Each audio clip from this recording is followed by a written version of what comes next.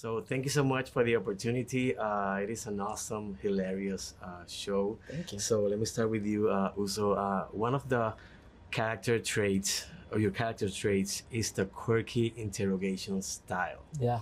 Specifically, one of the things that I love the most was when she stared at the subject without saying a single word. That's stare. So how was the rehearsal and shoot those scenes without cracking up?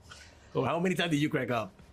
Man, it's tough, especially when people are going on with Izzy when he comes in and he's going so back funny. and forth, to the door. It's tough. You have to just figure out how to hold still and, I don't know, think of dead cats or something. Just something that's not going to make you break. That's so interesting because watching her do that, Uh-huh. I was just marveling at Uzo. I was just like, there's so much going on, like in her just blank stare.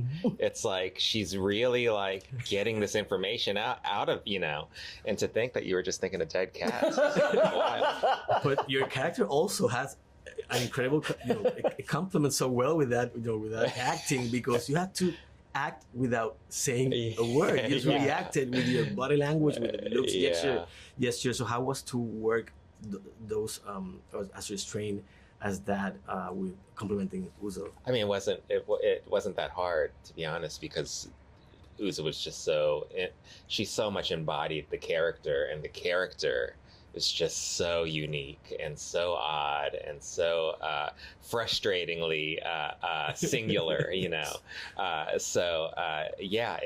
was just being in the moment. And when you have an actor as great as Uzo, it's not hard to be in the moment.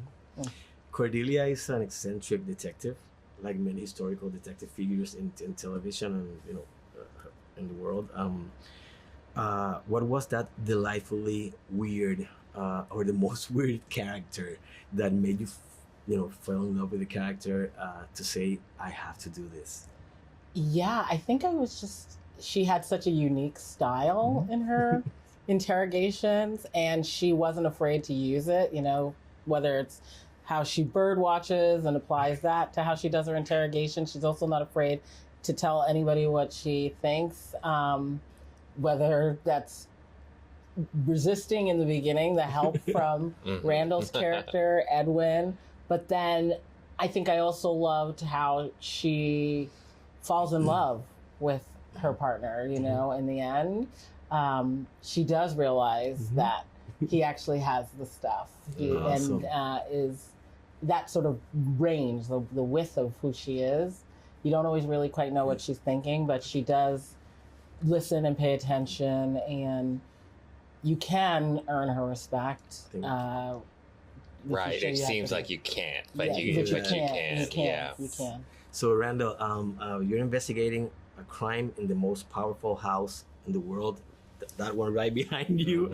So if you had the chance, just for the fun of it, to interrogate real life former president, alive or dead, who would that be, and what would you would be that first question?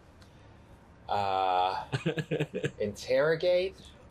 Well, it'd probably It'd probably be Obama.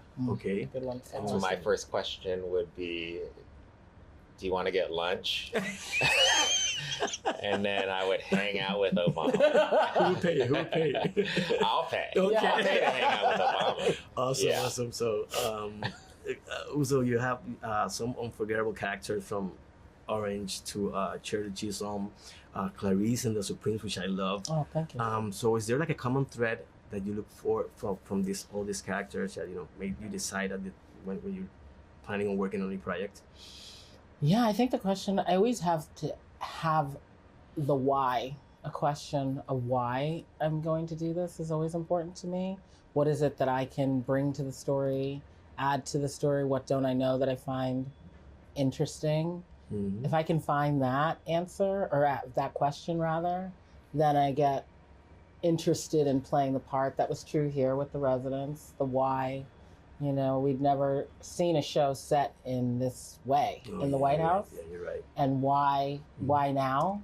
And it felt right. It felt fun. Yeah. Excellent. Well, thank you. My time is up. Thank you so much. Congratulations on your job, and this is an awesome and hilarious series. So Oh, thank thank for that. you.